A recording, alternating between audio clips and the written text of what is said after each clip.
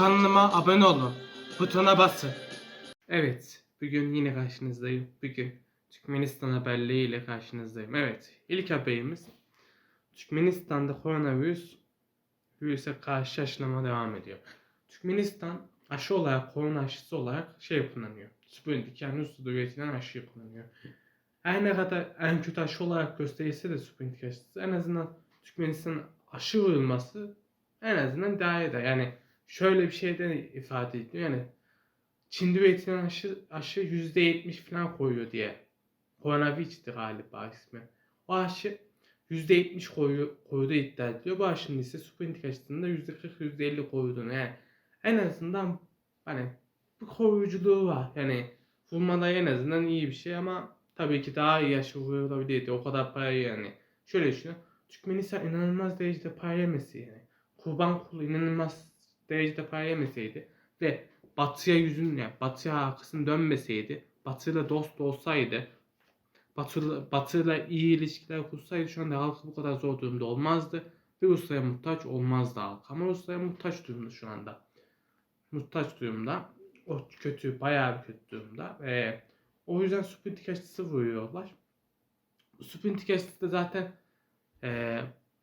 zaten Türkmenistan'dan, yani Türkmenistan paralarının büyük bir çoğunu, zaten kazanılan paraların büyük bir çoğunu Rusya'ya gidiyor.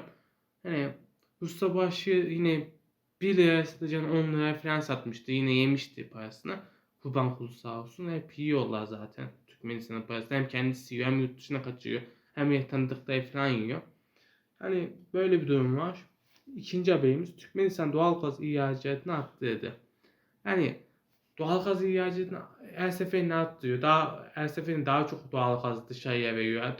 Daha çok doğalgaz satıyor, ama hani sattığı doğalgazlar çok fazla işe yaramıyor. Çünkü halkı gerçekten daha da fakirleşiyor. Her seferinde daha da fakirleşiyor. Çünkü doğalgaz gelen paralarını altına çevirip yurt dışına kaçırıyorlar ve paraları cebe atıyorlar. Cebe indiriyorlar bu paraları ve kendilerini saraylar yaptırıyorlar. Evler yaptırıyorlar. Yeni arabalar alıyorlar. Hani hani ihracat artması iyi bir şey, ama doğalgaz ihracat arttıkça bu paraların kendileri daha çok yemesi kötü bir şey. Yani bu doğalgaz paralarını halka dağıtsalar çok daha iyi işler yapabilirlerdi, ama yapmıyorlar. 3. Türkmenistan lideri Kurbankulu Türksoy toplantısına katıldı. Yani orada zaten Türksoy toplantısında hiçbir şey yapılmadı. Yani Doğu Türkistan, Güney Azerbaycan, Güney Türkistan, Doğu Türkmenili, Batı Türkmenili, Batı Trakya, bunlar hakkında hiçbir şekilde konuşulmadı. Kırım var. Bunlar hakkında hiçbir şekilde konuşulmadı.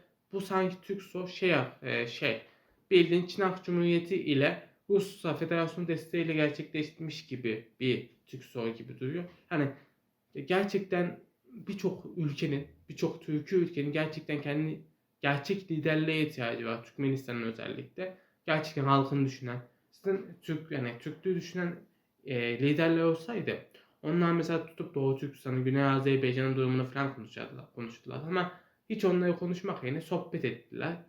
Bir de kendi ülkelerin aralarındaki ticari ilişkilerini konuştular. Bu kadar. Hiçbir şey konuşulmadı yani. Hiçbir şey de olduğu yok zaten Türksol'da. Hani Doğu Türkistan konusu daha açılmadı mesela.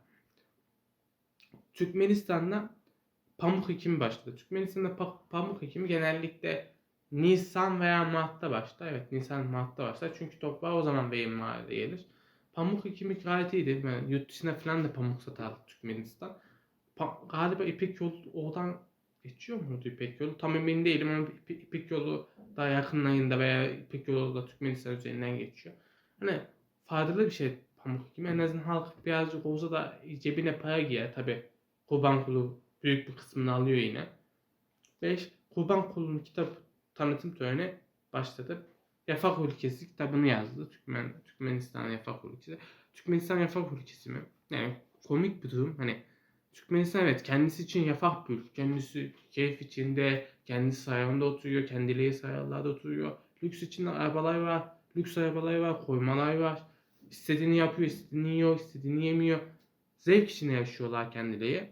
Çocukları da zevk içinde yaşıyor. Akrabaları falan da zevk içinde yaşıyor. Saraya yakın herkes zevk içinde yaşıyor.